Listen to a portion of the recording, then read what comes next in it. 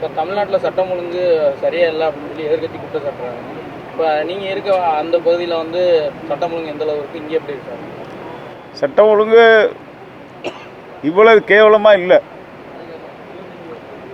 கண்ட இடத்துல கஞ்சா விற்கிறது, கண்ட இடத்துல சாராயம் குடிச்சிட்டு பாலியல் பலாத்காரம் பண்ணுறது, போதையினால் அடிமையாகி என்ன வேணாலும் செய்யலாம், யாரும் எதுவுமே கேட்க மாட்டாங்க அப்படிங்கிறது முன்னாள் அரசாங்கத்திலிருந்து இந்த அரசாங்கம் வந்ததுக்கு பிறகும் இன்னும் குறையலை. கண்டிப்பாக இந்த அரசாங்கத்தினால இது குறைக்கப்படும் அப்படின்னு நம்புகிறேன்.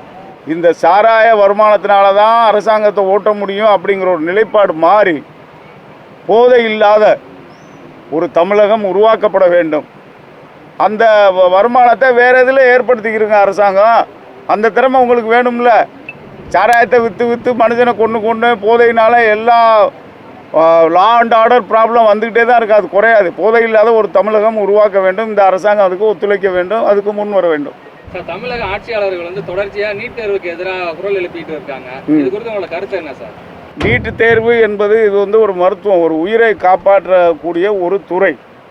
இந்த துறையில் நீட் தேர்வில் பாஸ் பண்ணவங்க வித்தவுட் டொனேஷன் மெடிக்கல் காலேஜில் சேர்ந்து படிக்க முடியும்.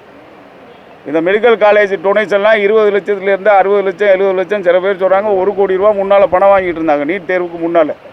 இப்போது ஒரு ஏழை எளிய மாணவர், நடுத்தர வகுப்பை சேர்ந்த ஒரு மாணவர் நீட் தேர்வில் பாஸ் பண்ணிட்டாருன்னா இந்த 50 லட்சம் 1 கோடி கட்ட வேண்டியதில்லை. நேராக போய் அவர் MBBS படிக்க முடியும். இந்த குறை சொல்கிற அரசாங்கம் அரசியல் நடத்துறதுக்கு தான் பண்ணுறாங்க. முன்னாள் முதல்வர் ஸ்டாலின் சொன்னார், இப்போ உள்ள முதல்வர் சொல்கிறாரு நீட் தேர்வு வேண்டான்னு பாரத பிரதமருக்கு சொல்கிறார். இப்போ அது வந்து நீட் தேர்வு எழுதுறதுக்கு இப்போ நாங்கள் பயிற்சி முகாம் வச்சுருக்கோம். அது மாதிரி பயிற்சி முகாம் பண்ணுங்கள்.